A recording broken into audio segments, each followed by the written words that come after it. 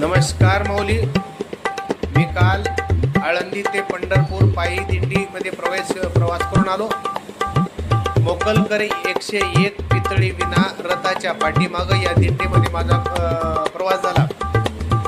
या आळंदी ते पंढरपूर मार्गाच्या प्रवासामध्ये काही चांगले अनुभव आले आणि ते आपल्यापुढं शेअर करावं या विचारानं मी हा व्हिडिओ बनवत आहे.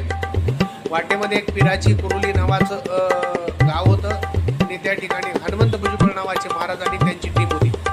त्यांनी पाण्याची बाटली वारकऱ्यांना फुकट वाटपाचं काम चालू केलेलं होतं. ऊन लागत होतं, अंगाला चटके बसत होते, वारकरी तहानेनं व्याकुळ झालेले होते आणि अशा परिस्थितीमध्ये या हनुमंत महाराजांनी प्रत्येकाला एक थंडगार पाण्याची बाटली दिली. खरं तर त्यांनी अगदी चांगल्या प्रकारचं आहे, भूतदया गाई पशुचे पालन वना माझी तानेल्या जीवन वना माझी अशा प्रकारचं त्यांनी ही पुरवठा केलं. खरं त्यांनी देव ओळखला. देव कुठं आहे?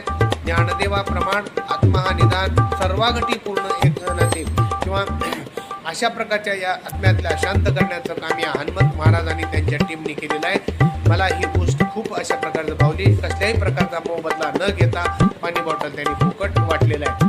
म्हणून अशा या हनुमंत महाराजांच्या आणि त्यांच्या टीमच्या हस्ते अशाच प्रकारची या वारकऱ्याची सेवा घडत राहो अशी मी पांडुरंग चरणी ईश्वर चरणी प्रार्थना करतो आणि मी काही चलचित्र मी पुढे सादर करीत आहे.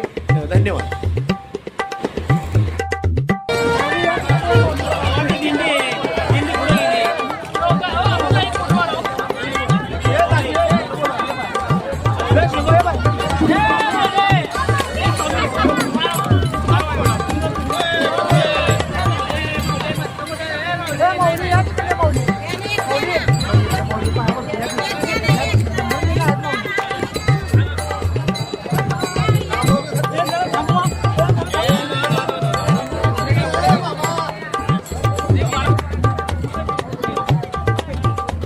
काय नाव आहे?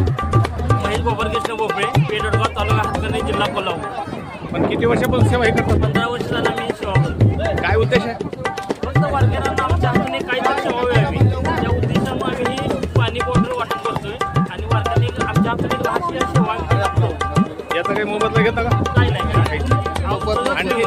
आणखी किती दिवस करायची इच्छा आहे? जिथपर्यंत आपल्याला ताकद येईल तोपर्यंत चालू राहणार. धन्यवाद मौली.